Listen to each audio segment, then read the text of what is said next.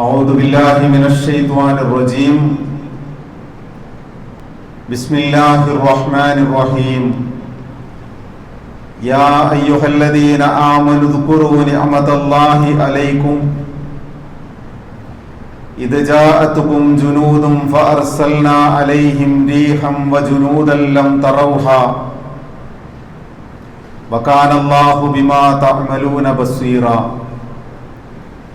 إذ جاءوكم من فوقكم ومن أسفل منكم وإذ زاغت الأبصار وبلغت القلوب الخناجر وتظنون بالله الظنونا صدق الله العلي العظيم. ആദരണീയരായ സത്യവിശ്വാസിനികളെ, ജീവിതത്തിൻ്റെ എല്ലാ സന്ദർഭങ്ങളിലും സർവാധിനാഥനായ അല്ലാഹു സുബ്ഹാനഹു വ തആലയുടെ വിധിവിലക്കുകൾ പാലിച്ചുകൊണ്ട് തഖ്വയോടുകൂടി സൂക്ഷ്മതയോടുകൂടി ജീവിതം മുന്നോട്ട് നയിക്കണമെന്ന് എന്നോടെന്ന പോലെ നിങ്ങൾ ഓരോരുത്തരോടും വസിയ്യത്ത് ചെയ്യുന്നു, ഉപദേശിക്കുന്നു. കഴിഞ്ഞ 4 ആഴ്ചകളിൽ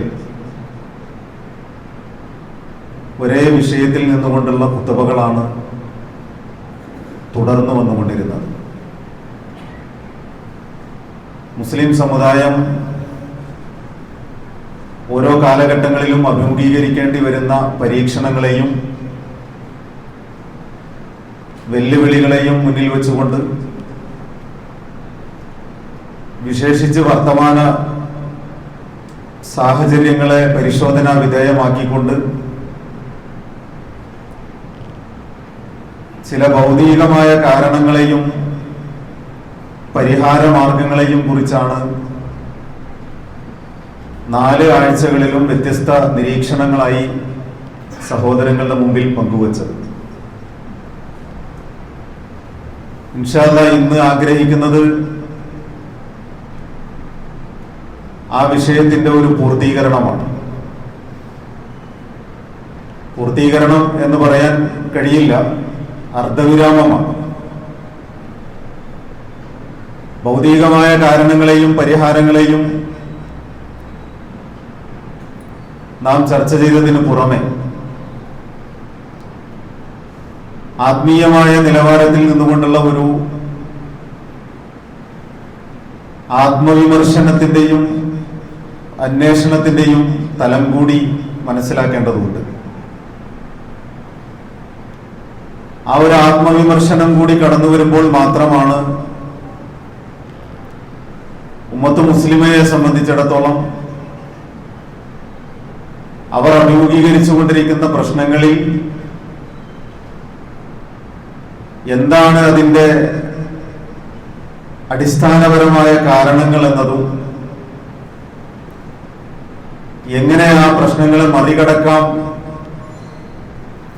എന്നതും തിരിച്ചറിയുക. അഥവാ 2 ഭാഗത്ത് നിന്നുകൊണ്ട് എന്താണ് യഥാർത്ഥ പ്രശ്നങ്ങൾ,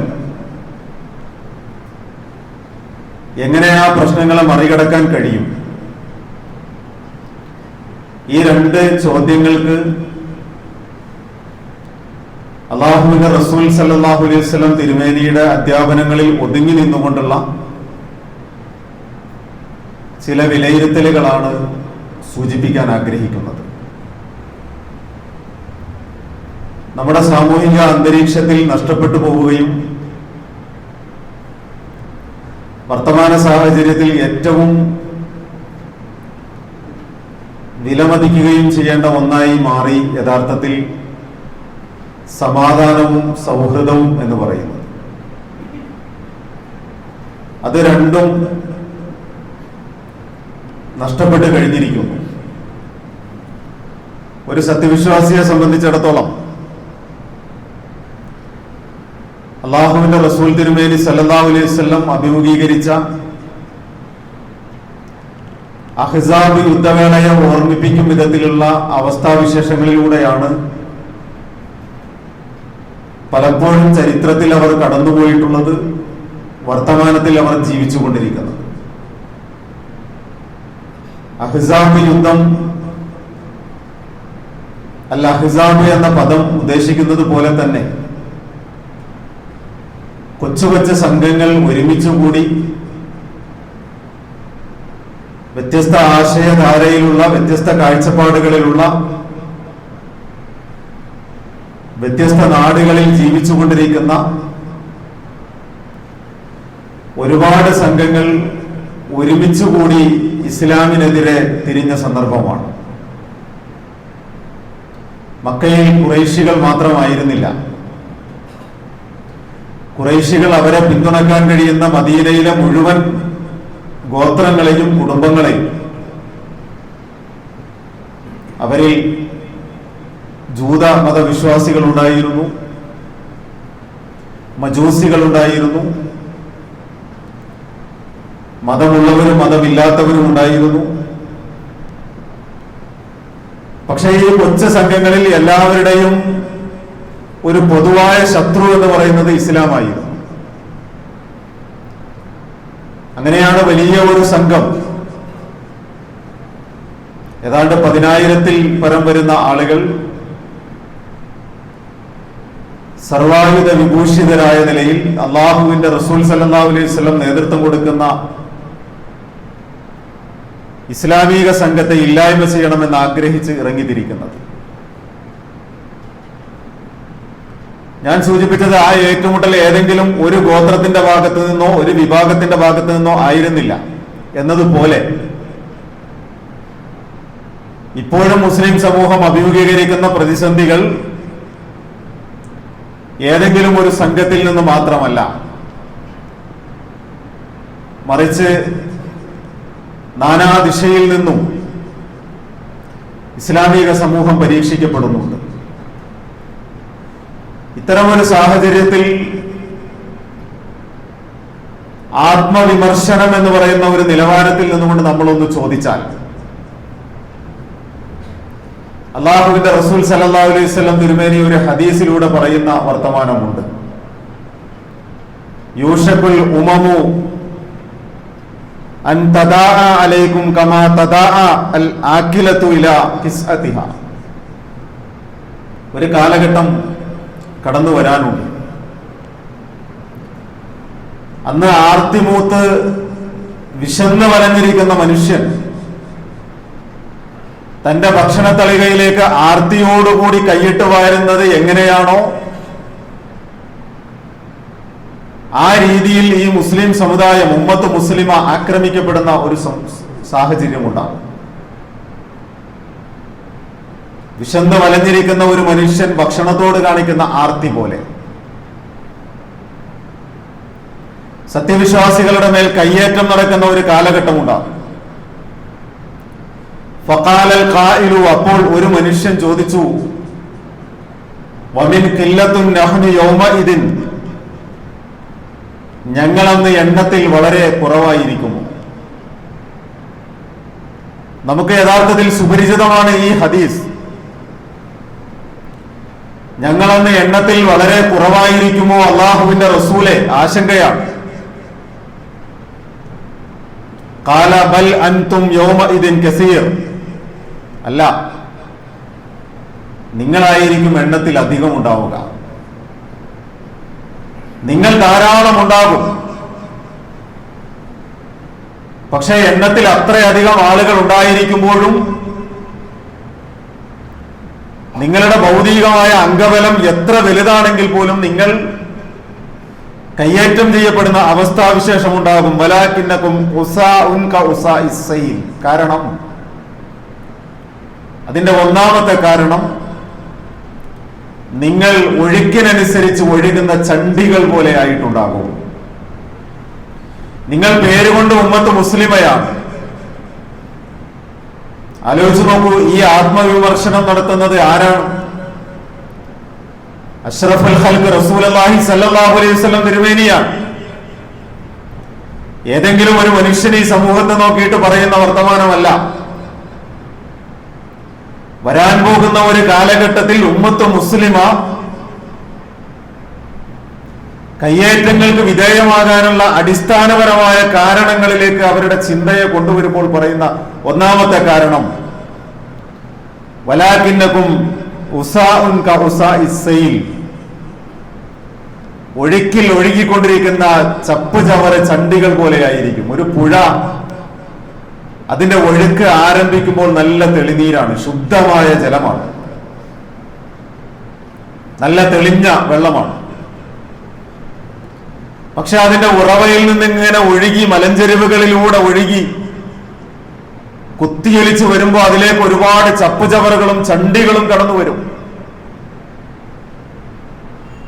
ആ ചപ്പുചവറുകളെയും ചണ്ടികളെയും സംബന്ധിച്ചിടത്തോളം സ്വന്തമായ ഒരു നിലപാടുമില്ല. വെള്ളം എവിടേക്ക് ഒഴുകുന്നുവോ അവിടേക്ക് ഒഴുകും. അതിന്റെ ഇടയിൽ ആരെങ്കിലും തടഞ്ഞു നിർത്തുന്നുവോ അത് അവിടെ തടഞ്ഞു നിൽക്കും.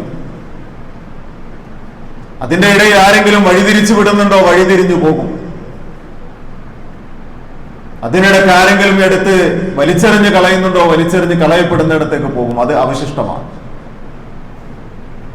ഇതുപോലെ ചപ്പ് ചവറുകൾ ചണ്ടികളായി മാറുന്ന, ക്വാളിറ്റി ഇല്ലാത്ത മനുഷ്യരായി മാറും. മുസ്ലിം എന്ന് പറഞ്ഞാൽ ഒരു ക്വാളിറ്റി ഉള്ളവനാണല്ലോ. ഇസ്ലാം എന്ന് പറയുന്നത് ഒരു ക്വാളിറ്റിയുടെ പേരാണ്. ഷഖ്സിയത്തുൽ ഇസ്ലാമിയ, ഇസ്ലാമിക വ്യക്തിത്വം എന്ന് പറയുന്നത് മനുഷ്യ ജീവിതത്തെ സംബന്ധിച്ചിടത്തോളം ഏറ്റവും മൂല്യവത്തായ, ഏറ്റവും വാല്യബിൾ ആയിട്ടുള്ള ഒന്നാണ്. ആ മൂല്യം നഷ്ടപ്പെട്ടു പോയി കഴിഞ്ഞാൽ പിന്നെ അതിന് വിലയില്ല.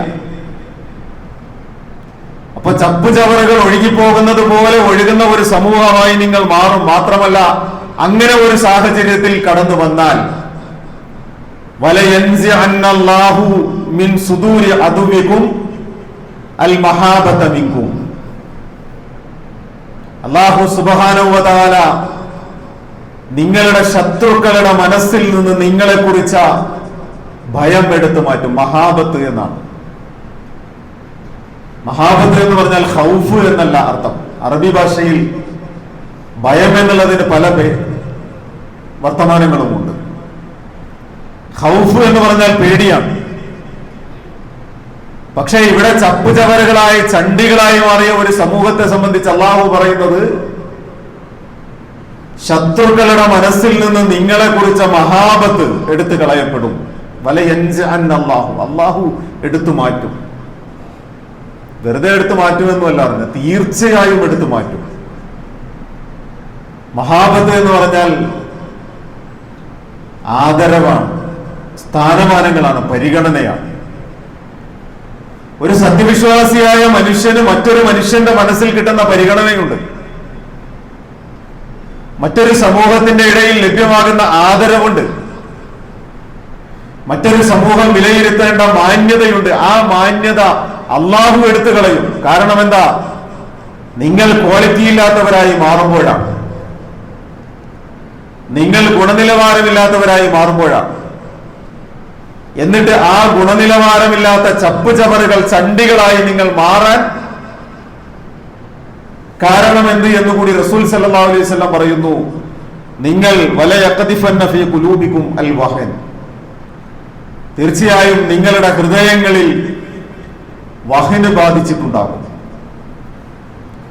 നിങ്ങളുടെ ഹൃദയങ്ങളിൽ വഹന് ബാധിച്ചിട്ടുണ്ടാകും. അള്ളാഹുവിന്റെ റസൂൽ സല്ലല്ലാഹു അലൈഹി വസല്ലം അറബി ഭാഷയിലാണ് പറയുന്നത്.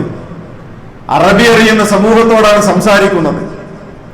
പക്ഷെ അവരുടെ കൂട്ടത്തിൽ നിന്ന് വീണ്ടും ആ മനുഷ്യൻ ചോദിക്കുന്നു. ഫഖാല ഖായിലുൻ, ചോദിക്കുന്ന ആ മനുഷ്യൻ വീണ്ടും ചോദിച്ചു, യാ റസൂലല്ലാഹ് വമൽ വഹിൻ, അള്ളാഹുവിന്റെ റസൂലെ എന്താണ് ഈ വഹിൻ എന്ന് പറഞ്ഞാൽ? അറബി സംസാരിക്കുന്ന, അറബി ഭാഷയിൽ ആശയവിനിമയം നടത്തുന്ന ഒരു സമൂഹത്തോട് നിങ്ങൾക്ക് വഹിന് ബാധിക്കുമെന്ന് പറയുമ്പോൾ എന്താണ് വഹിൻ എന്ന് ചോദിക്കണമെങ്കിൽ അവർക്ക് പിടികിട്ടാത്ത ഒരു സാങ്കേതിക പദമാണ്. അവർക്കതിന്റെ അർത്ഥം മനസ്സിലായിട്ടില്ല എന്നർത്ഥം. അപ്പോൾ അല്ലാഹുവിന്റെ റസൂൽ സല്ലല്ലാഹു അലൈഹി വസല്ലം പറഞ്ഞു, ഖാല ഹുബ്ബുദ് ദുനിയ വ കറാഹിയത്തുൽ മൗത്ത്. വഹൻ എന്ന് പറഞ്ഞാൽ നിങ്ങളുടെ ക്വാളിറ്റി ഇല്ലാതാക്കി കളയുന്ന ആ ദുർഗുണം എന്ന് പറയുന്നത് ഹുബ്ബു ദുനിയ വ കറാഹിയത്തുൽ മൗത്ത്, ദുനിയാവിനോടുള്ള വല്ലാത്ത പ്രേമമാണ്. മരണത്തോടുള്ള വിരക്തിയാണ്, കറാഹിയത്ത്, വെറുപ്പാണ്. ദുനിയാവിനോട് വല്ലാത്ത കൊതിയും ആഗ്രഹവുമാണ്, എത്ര കിട്ടിയാലും മതിയാകാത്ത. ദുനിയാവിനു വേണ്ടി സ്വപ്നങ്ങൾ നെയ്തുകൊണ്ടേയിരിക്കുകയാണ്. ദുനിയാവ് മനുഷ്യന് അവന്റെ ആർത്തിക്ക് പരിധിയില്ലാത്ത വിധം സഞ്ചരിച്ചുകൊണ്ടേയിരിക്കുന്ന ഒന്നാണ്. പലപ്പോഴും മുൻപൊരിക്കൽ എന്റെ പ്രിയമുള്ള സഹോദരങ്ങളുടെ മുൻപിൽ എന്താണ് ദുനിയാവ് എന്ന് ഇമാം ഗസാലി റഹ്മത്തുള്ളാഹി അലൈഹി പരിചയപ്പെടുത്തിയ 10 ഉദാഹരണങ്ങളിലൂടെ ഞാൻ വിശദീകരിച്ചിട്ടുണ്ട്. സൂര്യൻ ഉദിക്കുന്നത് പോലെയാണ്. സൂര്യൻ ഉദിച്ച് അതങ്ങനെ സഞ്ചരിക്കും. സൂര്യൻ സഞ്ചരിക്കുമ്പോൾ അതിന്റെ താഴെയുള്ള ജീവജാലങ്ങൾക്കും മനുഷ്യർക്കും മറ്റെല്ലാ ഖരവസ്തുക്കൾക്കും നിഴലുണ്ടാകും. സൂര്യൻ സഞ്ചരിക്കുന്നതിനനുസരിച്ച് നിഴല് ഏറിയും കുറഞ്ഞും വരും. കുറെ അങ്ങോട്ട് പോയി കഴിഞ്ഞ് സൂര്യൻ അസ്തമിച്ചു കഴിഞ്ഞാൽ ആ നിഴൽ അവിടെ ഇല്ല, നിഴല് നഷ്ടപ്പെട്ടു. അതേ സൂര്യൻ മറ്റൊരു ലോകത്ത്, മറ്റൊരു പ്രദേശത്ത് ഉദിച്ചിട്ടുണ്ട്. അതേ സൂര്യൻ അതേ നിഴലിനെ മറ്റൊരാൾക്ക് വകവെച്ച് കൊടുത്തിരിക്കുന്നു. ദുനിയാവ് അത്രയേ ഉള്ളൂ. ഒരുപാട് ഉദാഹരണങ്ങൾ ദുനിയാവിനെ കുറിച്ച് പറയും, ഞാൻ അതിലേക്ക് ഇപ്പോൾ പ്രവേശിക്കുന്നില്ല. ഒറ്റവാക്കിൽ പറഞ്ഞാൽ അല്ലാഹുവിന്റെ റസൂൽ സല്ലല്ലാഹു അലൈഹി വസല്ലം ദുനിയാവിനോട് സ്വീകരിക്കാൻ സത്യവിശ്വാസികൾക്ക് മാതൃകായോഗ്യമായ നിലപാടിനെ കുറിച്ച് പറഞ്ഞത് കുൻ ഫി ദുനിയാ കഅന്നക ഗരീബ് ഔ ആബിരി സബീൽ, നിങ്ങളൊരു വഴിയാത്രക്കാരനെ പോലെയാണ് ഈ ദുനിയാവിൽ. നിങ്ങളൊരു വിദേശിയെ പോലെയാണ്, നിങ്ങളുടെ സ്വദേശത്തേക്ക് മടങ്ങി പോകേണ്ടവനാണ്. സ്വദേശത്തേക്ക് ഏത് നിമിഷവും മടങ്ങിപ്പോകാൻ ബാധ്യസ്ഥനായ ഒരു മനുഷ്യനെ പോലെ, അല്ലെങ്കിൽ ഒരു വഴിയാത്രക്കാരനെ പോലെ. ഇസ്തലല്ല തഹ്ത ഷജറ, ആ വഴിയാത്രക്കാരൻ ഒരു അല്പസമയം ഒരു വൃക്ഷത്തിന്റെ തണലിൽ വിശ്രമിക്കുന്നത് പോലെ നിങ്ങൾ ദുനിയാവിൽ വിശ്രമിക്കുന്നു. ആ വിശ്രമം കഴിഞ്ഞാൽ യാത്ര തുടരണം. അതാണ് ദുനിയാവും മനുഷ്യനും തമ്മിലുള്ള ബന്ധം, അത്രയേ ഉള്ളൂ. പക്ഷെ ആ ദുനിയാവിനോട് നാം വല്ലാത്ത പ്രണയം കാണിക്കുകയാണെങ്കിൽ,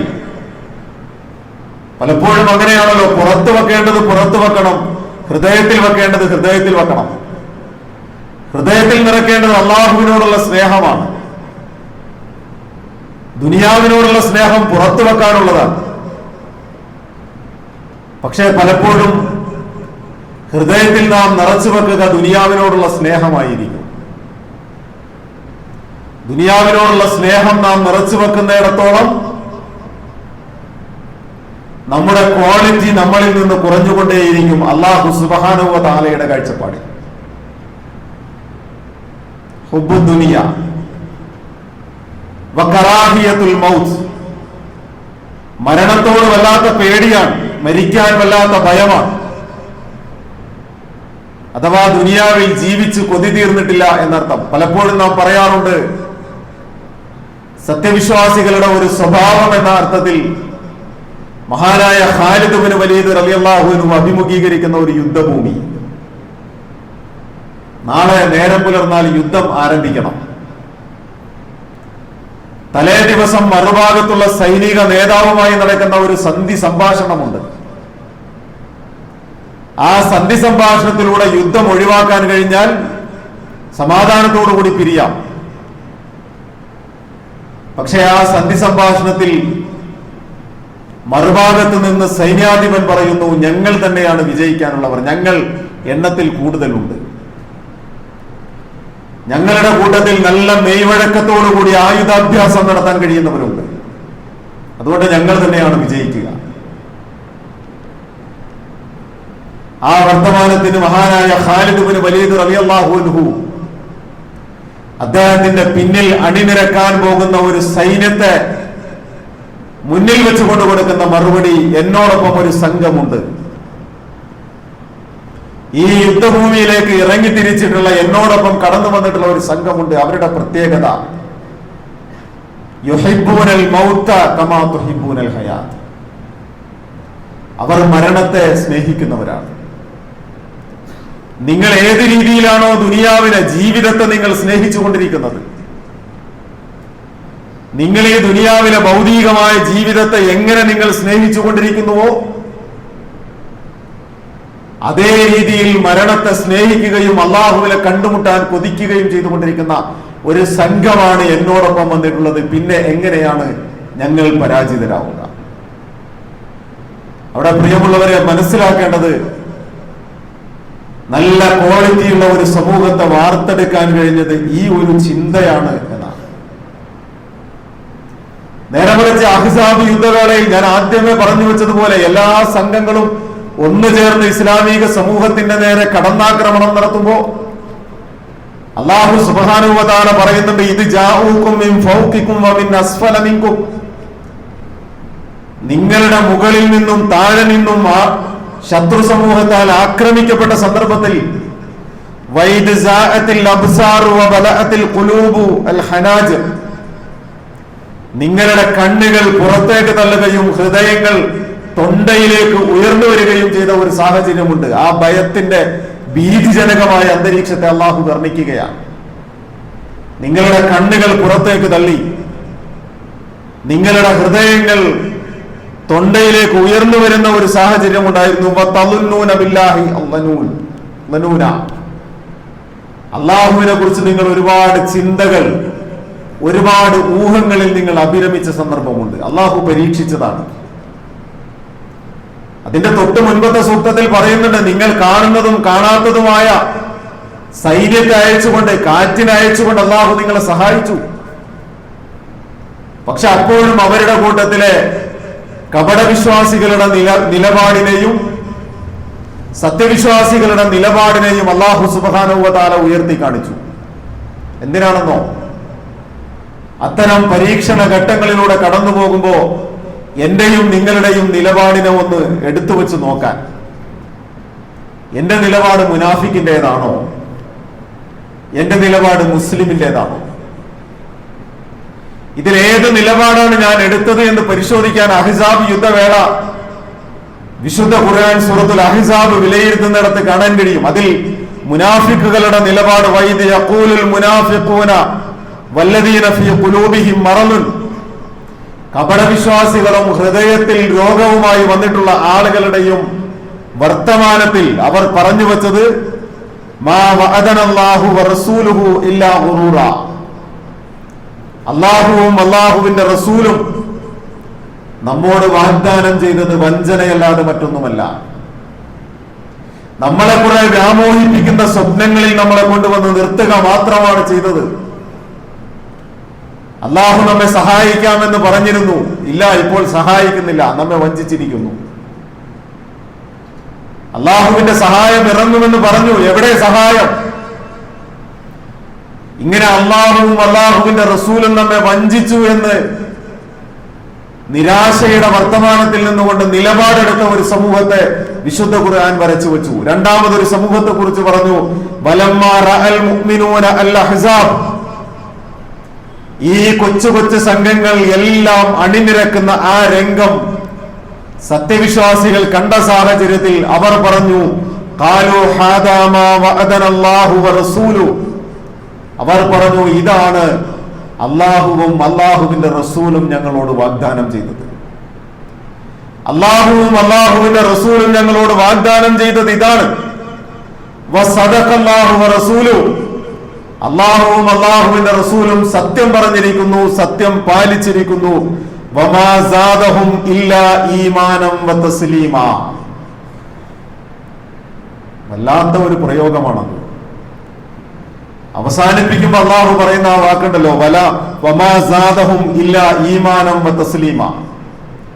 ചുറ്റുപാടും ഇങ്ങനെ വളയപ്പെട്ട് തങ്ങളെ വിഴുങ്ങിക്കളയുമോ എന്നവർ ഭയപ്പെട്ടു നിൽക്കുന്ന ഒരു സാഹചര്യത്തിൽ അവരുടെ ഈമാൻ വർദ്ധിക്കുകയും സമർപ്പണബോധം വർദ്ധിക്കുകയും അല്ലാതെ മറ്റൊന്നും സംഭവിച്ചിട്ടില്ല.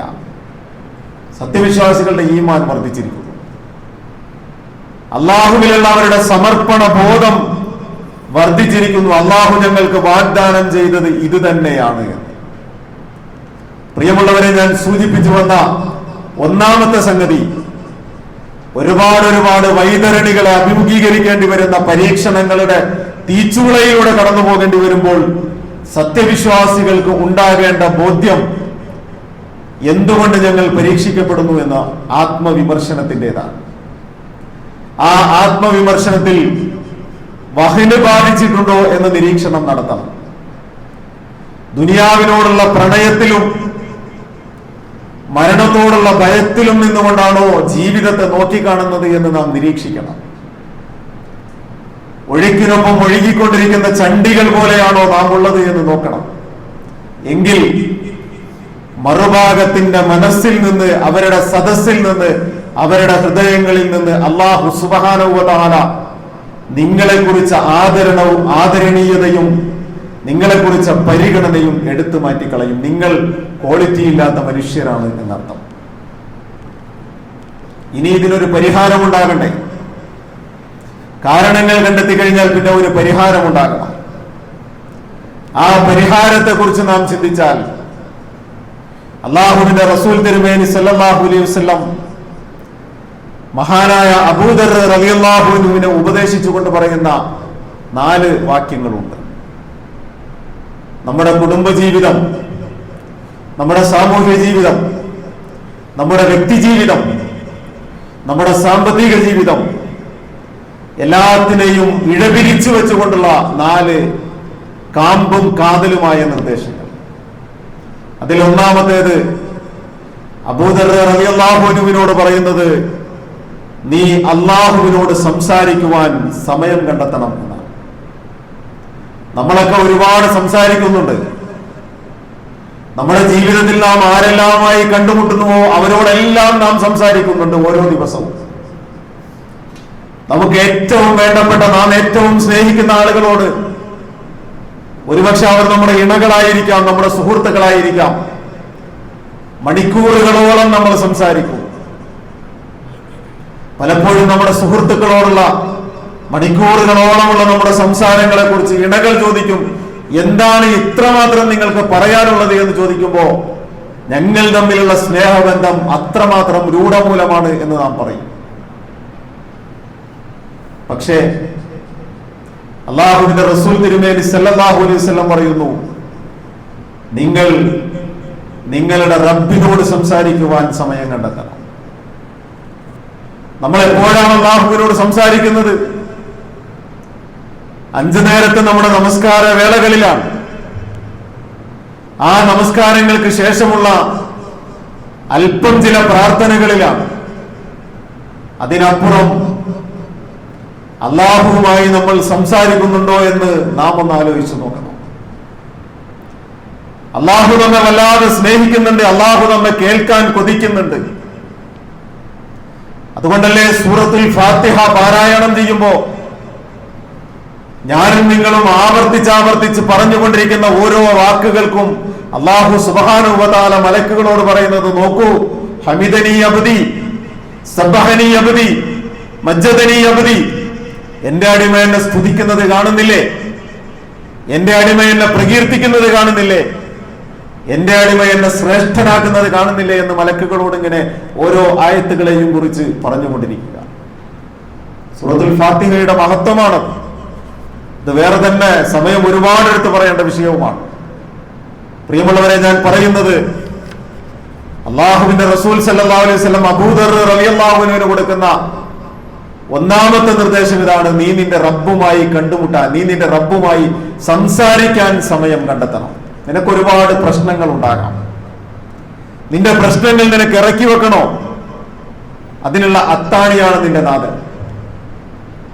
നിന്റെ വിഷമതകൾ നിനക്ക് പറയണോ? നിന്റെ കണ്ണുനീര് നിന്നിൽ നിന്ന് എടുത്തു മാറ്റാൻ കഴിയുന്ന, എല്ലാത്തിൽ നിന്നും നിന്നെ കൈപിടിച്ച് കരകയറ്റാൻ കഴിയുന്നവനാണ് അല്ലാഹു.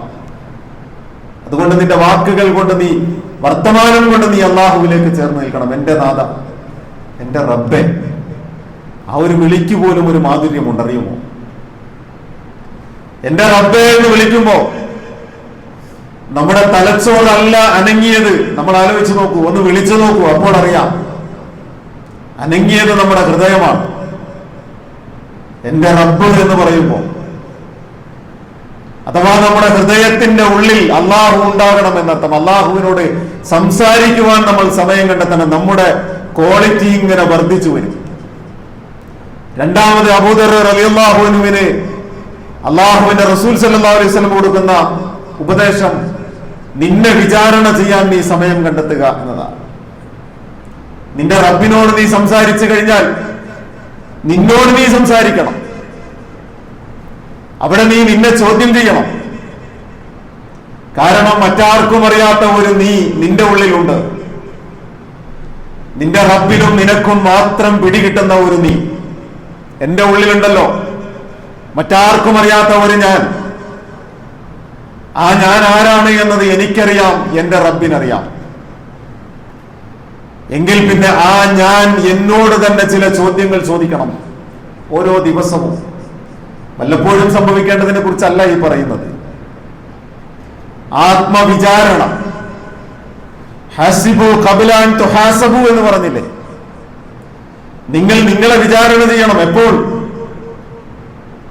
അല്ലാഹു സുബ്ഹാനഹു വ തആലയുടെ മുമ്പിൽ വിചാരണയ്ക്ക് വേണ്ടി നിങ്ങളെ ഹാജരാക്കപ്പെടുന്നതിന് മുൻപ് നിങ്ങൾ സ്വയം നിങ്ങളെ വിചാരണ ചെയ്യണം. ആ വിചാരണ നിങ്ങളെ ശുദ്ധീകരിക്കാനുള്ളതാണ്, സ്ഫുടം ചെയ്തെടുക്കാനുള്ളതാണ്.